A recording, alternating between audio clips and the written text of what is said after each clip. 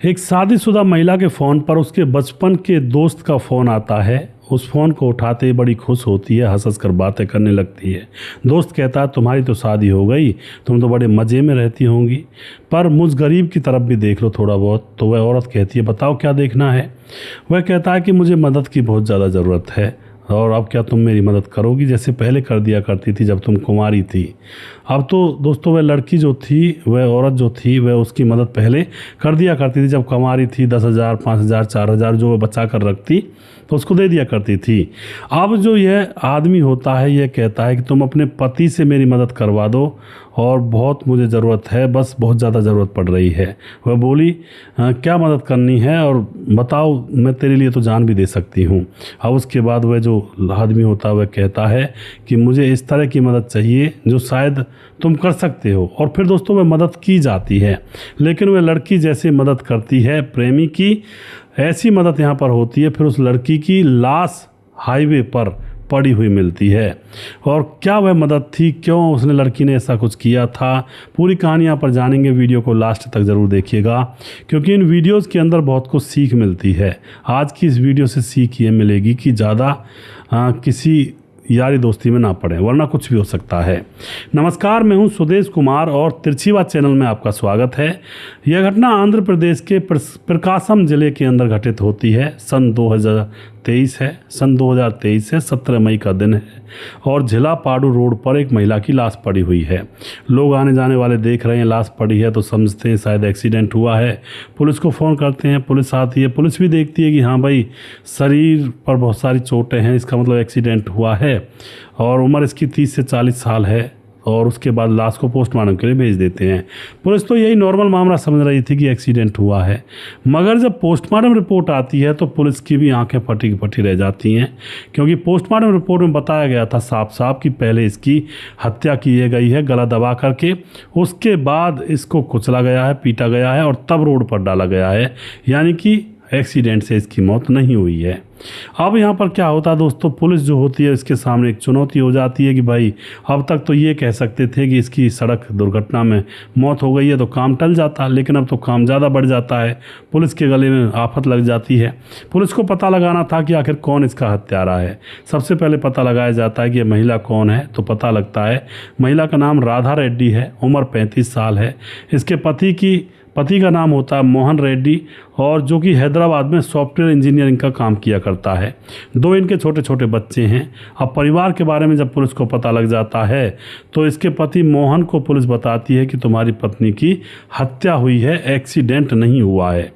अब तो जो मोहन होता है वह रोने लगता है कि मेरी पत्नी के साथ ऐसा किसने किया, क्यों हत्या की मेरी पत्नी की। पुलिस पूछती है कि वो कैसे गई थी, कहाँ गई थी, तो मोहन बताता है कि वो दोनों बच्चों को लेकर के मायके गई थी। जिल्लेल पड़ू गांव पड़ता है, वहाँ पर 11 मई को वहाँ पर चंडेश्वरी फेस्टिवल होना है, तो उस फेस्टिवल के अंदर बच्चों को लेकर मायके गई थी। अब जो पुलिस होती है वह राधा के मायके पहुंच जाती है और वहां पर मायके वालों से पूछताछ करती है। तो राधा के जो मायके वाले होते हैं वो एक और नई बात बताते हैं। वो बताते हैं कि राधा का बचपन का एक दोस्त है जिसका नाम है काशी रेड्डी, और काशी रेड्डी उसका बचपन का दोस्त है। वह उसको मैसेज कर रहा था, बार बार मैसेज करके बुला रहा था और कर्जे की किस्त देने के लिए कह रहा था, क्योंकि कुछ साल पहले काशी रेड्डी जब मुसीबत में था तो राधा ने अपने पति से 80 लाख रुपए अपने उस बचपन के दोस्त को दिलवाए थे, और वह उन 80 लाख रुपयों की किस्त देने के लिए राधा रेड्डी के पास बार बार मैसेज कर रहा था। और राधा रेड्डी उसी के पास गई थी, और उसके बाद राधा रेड्डी की लाश मिली है। तो इसका मतलब सीधा सीधा आरोप उसी बचपन के दोस्त काशी रेड्डी पर राधा के मायके वाले लगा रहे थे कि उसी ने हमारी बेटी की हत्या कर दी है। पुलिस को भी बहुत सारी चीज़ें समझ में आती हैं कि भाई हाँ हो सकता है, पर यहाँ पर जैसे ही काशी रेड्डी जो होता है वह उसको पकड़ा भी जाता है। काशी रेड्डी जो होता है वह अभी रुपए लौटा नहीं रहा था, और वो जो लड़की थी लगातार पैसे मांग रही थी, और घर वाले काशी पर पूरा शक जता देते हैं। अब यहाँ पर जो पुलिस होती है काशी को पकड़ लेती है, काशी रेड्डी को पकड़ा जाता है, अच्छी तरह से रिलाई पिलाई की जाती है उसकी, और फिर उससे जब पूछताछ की जाती है तो बार बार यही कहता है कि मैंने तो कोई मैसेज नहीं भेजे, मेरी लोकेशन देख लो मैं कहाँ था। और उसके बाद बार बार जब ये बात कहता है तो अब जो पुलिस होती है वह भी थोड़ा सत्ते में आ जाती है कि भाई शायद ये कातिल नहीं है। अब राधा के मोबाइल में अलग देखा जाता पुलिस के द्वारा कि मैसेज कहाँ से आए थे, तो मोबाइल के अंदर अलग अलग नंबरों से मैसेज आ रहे थे काशी रेड्डी के नाम से और भेजे जा रहे थे। अब पुलिस यहाँ पर चक्कर में पड़ जाती है कि मामला कुछ और है, मामला वो नहीं है जो हम समझ रहे हैं। अब तो राधा के मोबाइल में जो मैसेजेस आ रहे थे अलग अलग नंबरों से, एक नंबर ट्रेस हो जाता है, मतलब एक नंबर का पता लग जाता है जो नज़दीक था। कातिल ने गन्ने के जूस बेचने वाले एक लड़के का फ़ोन लिया, उसको यूज़ किया, मैसेज भेजा उसी से और बताया कि एक मतलब मैसेज भेज करके वहाँ से चला जाता है, जूस भी नहीं पी कर जाता है। जो गन्ने का जूस बेचने वाला होता है पुलिस उसके पास पहुँच जाती है और वहाँ पर पहुँचकर जब पुलिस उससे पूछती है कि भाई ये तुम्हारे फ़ोन से मैसेज गया है इस लड़की के फ़ोन पर और लड़की की मौत हो चुकी है। अब तो गन्ने का जूस बेचने वाला आदमी कहता है कि साहब मैंने नहीं किया, एक आदमी आया था उसने फ़ोन मांगा पर वो अजनबी था, मैं उसको वैसे नहीं जानता। आप कहो कि भाई बताओ कौन है वो, वैसे नहीं जानता। हाँ अगर मैंने उसकी शक्ल देख ली, चेहरा देख लिया तो मैं पहचान ज़रूर लूँगा, बाकी वैसे मैं उसको जानता नहीं हूँ। वो बोल रहा था मेरा फ़ोन ख़राब हो गया, मुझे थोड़ी बात करनी है, तो मैंने उसको हमदर्दी में फ़ोन दे दिया था। अब पुलिस जो होती है, पुलिस ने काशी की फ़ोटो जब उसको दिखाई जूस बेचने वाले को तो वह मना कर देता साहब ये तो नहीं था। अब पुलिस को अभी तक शक काशी पर ही हो रहा था कि 80 लाख रुपए लिए हैं, दे नहीं पा रहा है तो शायद इसने कत्ल कर दिया हो। लेकिन गन्ने के जूस वाला कह देता नहीं साहब इसने ये नहीं था। तो पुलिस को अब पूरा यकीन हो जाता है कि काशी गुनहगार नहीं है। उससे पूछताछ भी की थी, वहाँ पर भी कोई क्लू नहीं मिला था, तो काशी को छोड़ दिया जाता है। मगर उसके बाद लगातार कार्रवाई की जाती है। अब यहाँ पर क्या होता है, जो पुलिस होती है, पुलिस ने राधा रेड्डी के संपर्क में आने वाले सभी लोगों के फ़ोटो निकाले और फ़ोटो निकाल करके अब उसी जूस वाले के पास जा कर के सारे फ़ोटोज़ दिखाए जाते हैं। उन फ़ोटोज़ में इस राधा रेड्डी के पति मोहन रेड्डी का भी फ़ोटो था। मोहन रेड्डी के फ़ोटो को देखकर जूस बेचने वाले ने कहा कि साहब ये आदमी था वो जो मेरे पास आकर जिसने मैसेज किया था। अब पुलिस को एकदम से राज खुलता पुलिस के सामने, और फिर जो पुलिस होती है मोहन को तुरंत पकड़ती है, अच्छी तरह से पिटाई करती है, तो वह राज खोलता है कि हाँ मैंने ही हत्या की है। पुलिस पूछती है क्यों हत्या की है, तो मोहन बताता है, मोहन रेड्डी, कि उसको बीवी से चिढ़ हो गई थी। पुलिस पूछती है क्यों हो गई थी चिढ़, ये तो बताओ ना। तो वह कहता है कि जब मेरी बीवी मतलब जैसे मुझे चिढ़ हो गई थी तो मैंने अपनी बीवी पर मैसेज करके उसको बस स्टैंड पर बुलाया और फिर मैंने उससे कहा, मैंने काशी रेड्डी के नाम से अपनी बीवी को फ़ोन मतलब मैसेज करके बस स्टैंड पर बुलाया कि मुझे किस्त देनी है आ जाओ। और फिर वहाँ पर जब पत्नी पहुँच जाती है तो मैं वहीं पर था। मैंने पूछा तुम यहाँ पर कैसे, तो वो बोलती है कि मैं पैसे लेने आई थी, काशी रेड्डी ने मैसेज करके बुलाया पैसे देने के लिए। तो उसके बाद अब पति कहता है कि चलो वो नहीं आएगा, गाड़ी में बैठो मैं तुम्हें घर छोड़ देता हूँ, और फिर कार में ले जा करके सुनसान जगह पर गला दबाकर उसकी हत्या कर देता है कि तूने मेरे 80 लाख रुपए डुबा दिए अपने प्रेमी के साथ मिलकर के। और फिर उसकी हत्या करने के बाद गाड़ी से कुचलता है और फिर उसकी लाश को रोड पर फेंक करके वहाँ से फरार हो जाता है। दोस्तों हत्या की वजह काशी था, मेन बात तो यही थी। 80 लाख रुपए पति ने और पत्नी ने दिए थे, तो उनकी वजह से पति पत्नी के बीच में झगड़े होते थे। पति कहता मेरे 80 लाख रुपए मेहनत की कमाई तुमने डुबा दी, अब कैसे आएंगे वो पैसे।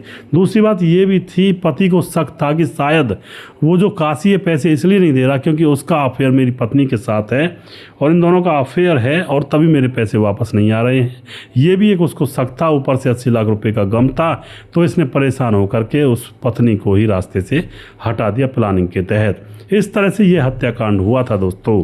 तो कभी भी इस घटना से सबक ये मिलेगा, कभी भी इतना पैसा किसी को उधार ना दें भैया। उधार पैसा सिर्फ इतना दें जिसको अगर आप मतलब जिस पैसे को वो दूसरे वाला लौटा ना पाए और आप पर उसका कोई फ़र्क ना पड़े तो कोई दिक्कत नहीं है, उधार पैसे दे दो। मान के चलो किसी को 2000 रुपये की ज़रूरत है, 5000 रुपये की ज़रूरत है और आप योग्य हैं कि 20,000 रुपये भी मैं किसी को दे दूं और वो ना लौटाए तो मुझ पर कोई फ़र्क नहीं पड़ेगा, तो आप 2000 4000 रुपये किसी को उधार दे सकते हो, यह समझ करके कि भाई ये पैसे वापस तो आने नहीं हैं, तो आपका जो ज़िंदगी है वो बर्बाद नहीं होगी। अगर आपने अपनी मतलब उन्मत से ज़्यादा पैसे किसी को उधार दे दिए तो फिर आपकी जान उसकी मुट्ठी में आ जाती है। जैसे एक तोते, जैसे राजा की जान एक तोते में होती है ना, इसी तरह से ऐसा नहीं करना चाहिए। बहुत बड़ी बेवकूफ़ी होती है क्योंकि आपके सारे काम रुक जाएंगे। जो मेन आपकी मुख्य रूप की जो राशि है वो आपकी बैंड करके बैठ जाएगा कोई, हाँ, किसी की मदद करनी है 2,000 4,000 10,000 इतना कर दिया करें। अगर वो वापस भी ना देगा तो उसमें आपका कोई बड़ा नुकसान नहीं होगा। बस ये है कि हाँ 10,000 रुपये चले गए भैया, तो ऐसा ध्यान रखें। जो थोड़ा सा अगर किसी को ज़्यादा पैसे चाहिए तो उससे कह दें भैया बैंक पड़ी है, बैंक से लोन ले लो, कर्जा ले लो, क्रेडिट कार्ड ले लो, कुछ भी ले लो, पर इतना पैसा हम नहीं दे सकते। खूब हमारे पास है पर नहीं दे सकते। इतना नज़रिया अपनाना पड़ेगा। मतलब ये थोड़ा सा स्ट्रिक्ट होना पड़ेगा, और वरना ऐसी घटनाएं भी हो जाती हैं जैसा कि यहाँ पर ये हुआ। औरत की जान बेमतलब की गई, भलाई करने के चक्कर में दोस्त की भलाई कर दी थी, और पति अब जेल में रहेगा क्योंकि इसने अपनी पत्नी की हत्या कर दी थी। और जिसको पैसे दिए थे वो अभी भी सेफ है, और उसको अब 80-90 लाख रुपए देने ही नहीं है। कहाँ किसको देगा वो? पति तो जेल में है, पत्नी मर चुकी है, तो आराम से रहेगा। तो भैया फ़ायदा तीसरा उठा गया, और पति पत्नी की मतलब यहाँ पर जान को आफत हो गई।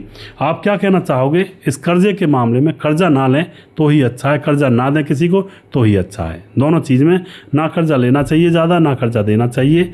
ये बहुत ज़रूरी है ये चीज़ें समझने की। बहुत सारी ऐसी घटनाएं हुई जहाँ पर कर्जे की वजह से लोग इस दुनिया को छोड़कर चले गए, कर्जा चुका नहीं पाए तो चले गए। अब ऐसा भी है जैसे यहाँ पर इस कहानी में हुआ, किसी ने कर्जा दे दिया विश्वास पर, दूसरे लोग उसके पैसों को मार कर चले गए, तो भी यहाँ पर कई इंसान दुनिया छोड़कर चले गए ऐसे मामलों में। तो भैया सावधान रहें, बहुत बुरा मामला है, कलयुग का कलिकाल है। और सबसे पहले तो मुझे ये लग रहा है कि यार 80 लाख रुपए उसने दिए क्यों? बेवकूफ़ था वो, जो 80 लाख रुपए किसी को दे देगा ऐसे ही? नहीं देते भैया, ऐसा नहीं करते। उसके बाद हमारे साथ जो भी हमारे भाई कमेंट करते हैं उनके नाम लेना चाहूँगा।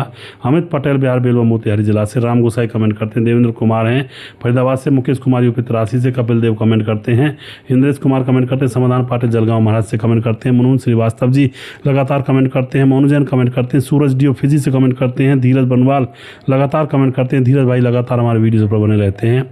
प्रवीण बघेल, सुजीत कुमार लगातार कमेंट करते हैं, रजत सैनी कमेंट करते हैं, और उसके बाद राम मोहम्मद यासीन लाहौर पाकिस्तान से कमेंट करते हैं, राधे श्याम शर्मा सिरसी जयपुर राजस्थान से कमेंट करते हैं, छगनदास खाटाबंद राजस्थान से कमेंट करते हैं, दुर्योधन भाई लगातार कमेंट करते हैं, सुशील चौधरी कमेंट करते हैं, वनराज नामदेव कोहली लगातार कमेंट करते हैं, नीतीश पासवान बोधगो गिरिडीह झारखंड से हैं, दया शंकर सिंह राजपूत ठाकुर यूपी 43 गोंडा से कमेंट करते हैं, रामलाल कुशवाहा जिला विदिशा पूर्णिया बिहार से कमेंट करते हैं, राम थापा नेपाल से कमेंट करते हैं, राम बहादुर सिंह रायकर छत्तीसगढ़ से कमेंट करते हैं, बोलाई दास झारखंड से कमेंट करते हैं, खेमराज गुज्जर चिट्ठी जीबी नगर यूपी 16 से कमेंट करते हैं, श्यामलाल चौधरी नौका बीकानेर राजस्थान से कमेंट करते हैं, पप्पा राम लगातार कमेंट करते हैं।